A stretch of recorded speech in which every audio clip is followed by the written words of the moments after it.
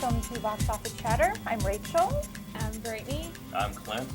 And today we're going to review a couple movies for you. We went to see a family film as well as an action adventure. So the first one we saw was a very anticipated film this summer, Toy Story 3.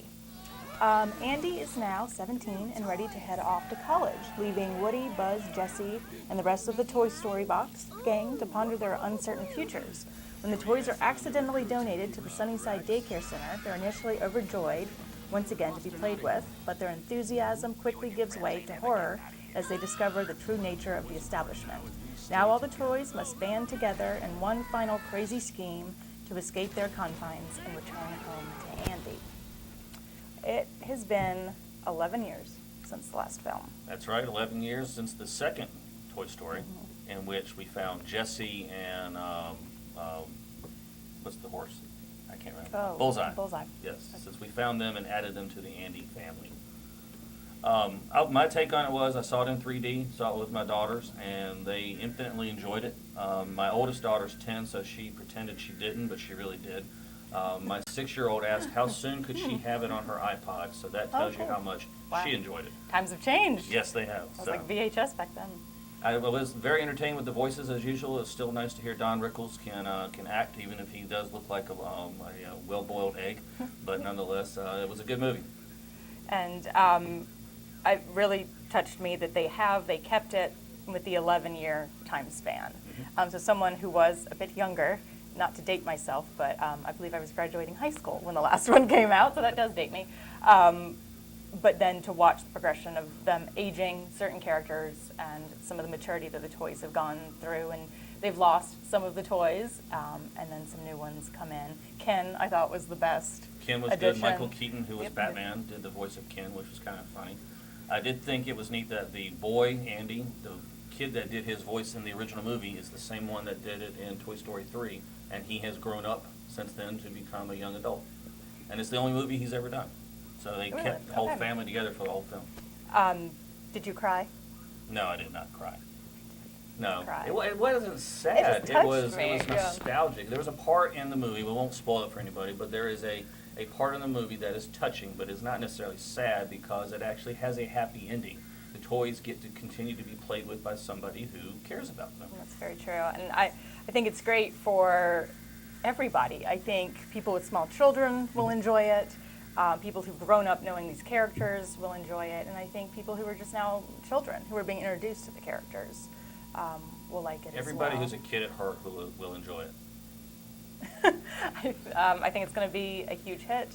And that's my big suggestion for everyone to go see. They must check it out. In terms of kids' movies and family-friendly movies, right now it's really the best choice. I think so. And would you suggest it in 3D? I did not see it in 3D. Still enjoyed it. So I don't think it requires the okay. 3D. It's nothing that's pointing at your face and coming right at you, or that you have to have it. It's enjoyable, but not a necessity. Okay. So definitely, we give it 2 thumbs up. Definitely go check it out. The second one we saw, if this is more your speed, is an action adventure, Jonah Hex. And definitely interesting and 180 degrees from what we saw with Toy Story.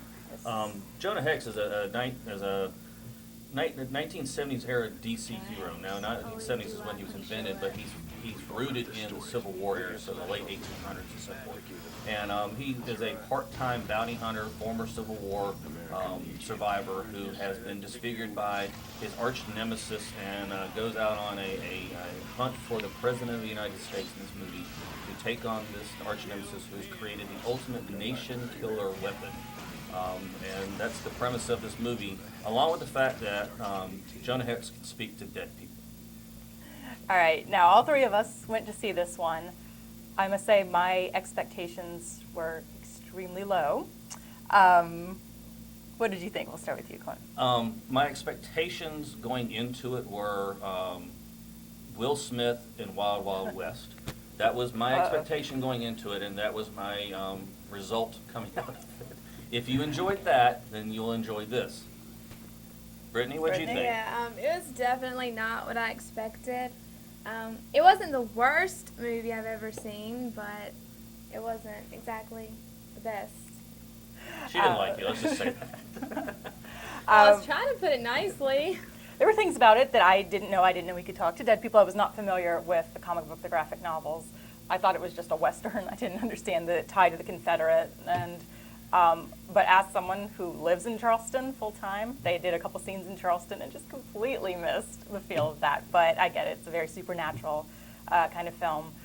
I don't believe they'll be making a sequel to this. So if you want to check it out, I think this is your chance to do it. If you like action adventure, you might like this one. The makeup was great. I was really impressed with that. Special effects were great. Again, you know, if you like, cheesy sci-fi westerns that are cheesy, this is a good one to go see if you've got a matinee to spend your time on. And when you go to Premiere Theater to check these movies out, I almost suggest you spring for the extra money and go see Toy Story 3 in 3D. Rather than do this one or go see Toy Story again. I will say I did see MacGruber, and MacGruber was a much worse movie than this. So if you saw MacGruber, the bar is set just a little higher. All right, so not the worst of the summer, but maybe not the best. We're here to give you our honest opinion. All right, so you want to go to Premiere Theater this weekend and check out some of the films. Also, let us hear from you. We want to know what you want us to review.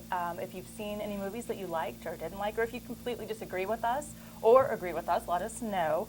Go to email us at boxofficechat.whigtv@gmail.com.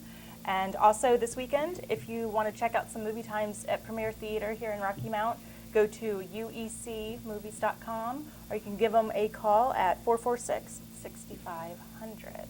And their summer times are out there now, so they do afternoon movies as well as everything into the evening. So that's what we've got for you this week. We will be back next week to review a couple more of the big hits for you. See you then.